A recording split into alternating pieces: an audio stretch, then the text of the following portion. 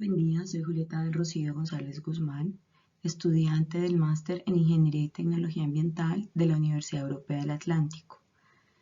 A continuación, les presento el caso práctico titulado Fitorremediación de la asignatura IMEA 299, Diseño e Implementación de Técnicas de Recuperación y Monitoreo. Bueno, vamos a ver el planteamiento del caso, que se desarrolla a partir de la lectura de los contenidos de la asignatura y del documento Aplicación de la fitorremediación a los suelos contaminados por metales pesados en Aznalcóllar. Los puntos a resolver son 4. El primero, todos los 6 procesos básicos de fitorremediación son de contención. Para ello se debe realizar una clasificación y explicar brevemente en qué consiste. Segundo punto, ¿es posible la fitorremediación en condiciones como las del caso de Aznalcóllar? Tercero, cómo influye un suelo poco arcilloso y pobre de materia orgánica en su capacidad de retención y movilidad de los metales pesados. Y cuarto, elaborar un plan de recuperación de suelos contaminados por minería y si será aplicable una medida biocorrectiva.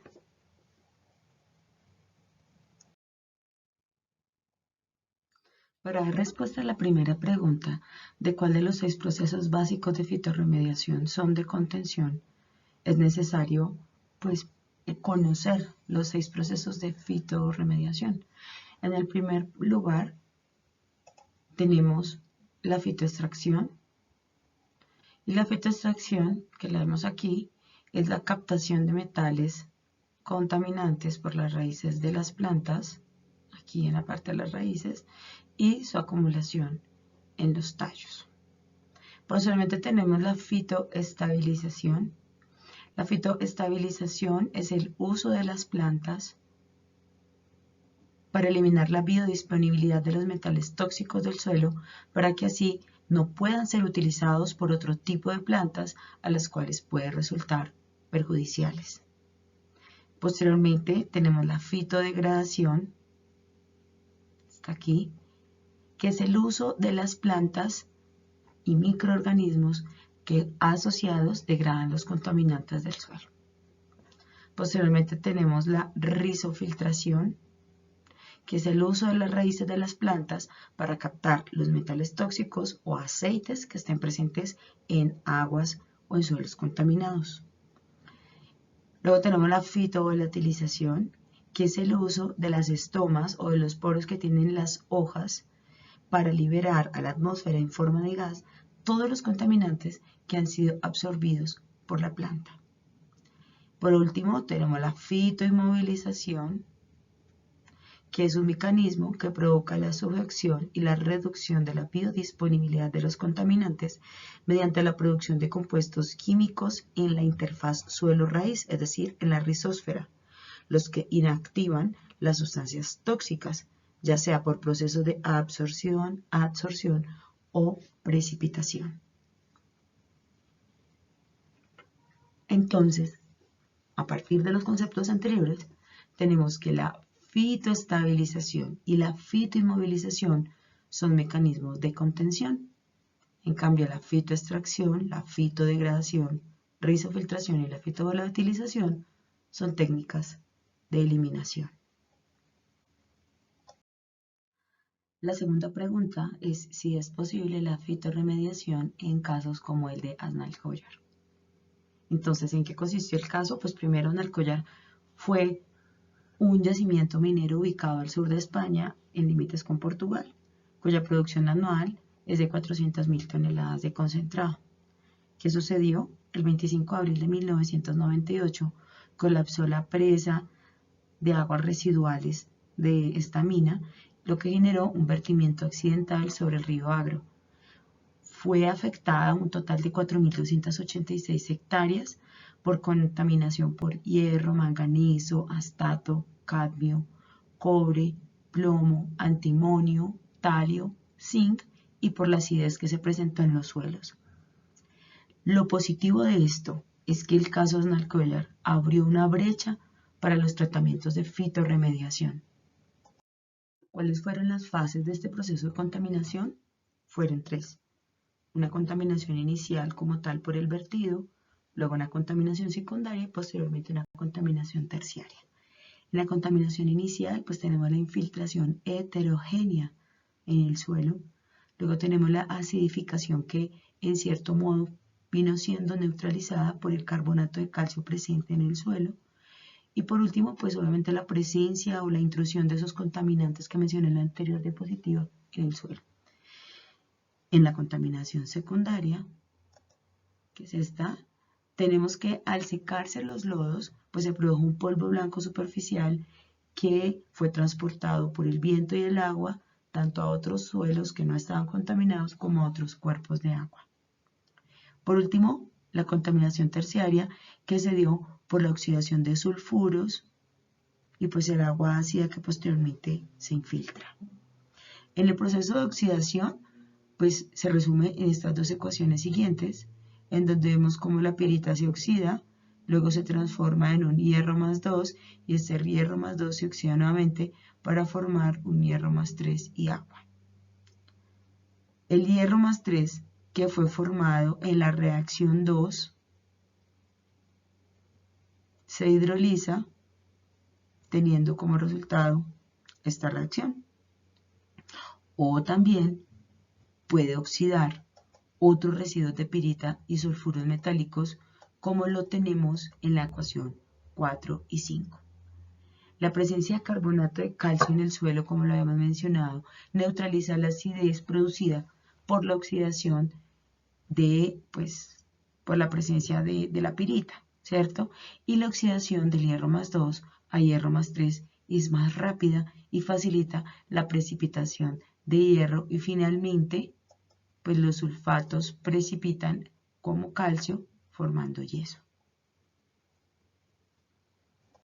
Para poder iniciar el proceso de fitorremediación, pues ellos empezaron a identificar cuáles eran las condiciones que tenía el suelo en ese momento y reconocieron también que hubo factores que afectaban esa viabilidad para empezar la fitorremediación.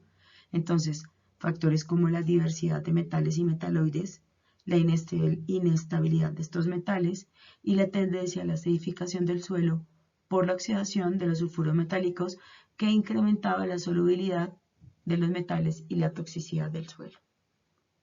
¿Cuál era la solución? Pues la adecuación del suelo, combinando enmiendas calizas orgánicas y orgánicas para adecuar la acidez del suelo, su fertilidad química y biológica. Bueno, ¿qué técnicas finalmente se aplicaron?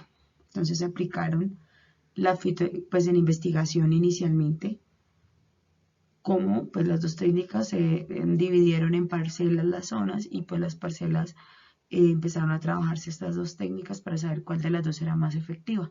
Se aplicó la fitoextracción y la fitoinmovilización. Entonces, con los ensayos que tuvieron, descubrieron que la fitoextracción no es una medida eficaz para la remediación, pues en estos casos de contaminación, pues por minería o por lodos de minería. Pues ¿por qué? Debido a la presencia abundante y diversa de metales pesados que compiten entre ellos a nivel radical, perjudicando tanto la acumulación de la biomasa en la especie utilizada como la transferencia de metales a las plantas. Sin embargo, esta mostaza india, que fue la especie que se utilizó, pues demostró ser un indicador de biodisponibilidad en el suelo de cobre, plomo y zinc. En casos como este, la fitoinmovilización, en cambio, sí fue una técnica viable y efectiva para la fitorremediación del suelo, ya que su función es hacer que los contaminantes permanezcan en el suelo en formas poco disponibles. También es muy importante que, pues, como se mencionó en la diapositiva anterior, inicialmente aplicar las medidas de acondicionamiento y también descubrieron que existen plantas en las áreas contaminadas como tal, que existían allí, que en este caso fue el Eltramus, que soportó de cierta manera la acidez del suelo, regulando el pH de los suelos contaminados y favoreciendo la minimización de la biodisponibilidad del astato, del cadmio y del zinc. El tercer punto consiste en identificar la influencia de un suelo poco arcilloso y con bajo contenido de materia orgánica en su capacidad de retención y movilización de metales pesados. Entonces, vamos a iniciar en cuanto a ese suelo poco arcilloso, ¿cómo afecta? Pues afecta en la capacidad de retención y movilidad de los metales pesados, porque pues tendría una baja capacidad de intercambio iónico, poca capacidad de autodepuración, poca retención de agua para las plantas, poca absorción de los contaminantes, y los contaminantes tendrían una libre movilidad para transportarse en el suelo y en las plantas. Ya en cuanto al bajo contenido de materia orgánica, pues esta reduciría la solubilización y fijación de los metales, ya que la materia orgánica reacciona con los metales formando complejos de cambio y quelatos. El contenido de materia orgánica está correlacionada con la retención de metales en el suelo. En el cuarto punto, se requiere proponer un plan de recuperación de suelos contaminados por minería. Entonces, basados en el caso de Aznalcóllar, que pues como se dijo en las diapositivas iniciales, abrió una brecha en los tratamientos de fitorremediación de suelos contaminados, pues se estructuraron 5 fases. La primera fase es la investigación del emplazamiento, que tiene una fase previa, otra detallada y otra preparatoria. En la fase previa, pues vamos a revisar cuáles son las características del suelo, hacer visitas en campo, identificar el grado de contaminación que se tiene. Ya en la detallada, ya empezamos a revisar área por área cómo sería su descontaminación, y en la preparatoria, ya después de definir cómo sería esa descontaminación, sería una serie de pruebas aplicativas para definir cómo nos va con esas diferentes técnicas que queremos aplicar. En la segunda fase tenemos ya como tal el proyecto de descontaminación, que es el diseño del sistema. Entonces, este proyecto de contaminación va a consistir en, primero, la adecuación del suelo, que es, como les había dicho al principio, la combinación de enmiendas calizas y orgánicas, adecuar la acidez del suelo y mejorar la fertilidad química y biológica del mismo. Posteriormente tendremos la fitorremediación activa, que es la siembra de especies tolerantes a estos metales pesados y a estas condiciones. Posteriormente tenemos la atenuación natural. Allí no se ejecuta ninguna actividad, simplemente se permite el desarrollo de vegetación espontánea, y también se va a desarrollar una observación de esas especies resistentes que están presentes en la zona.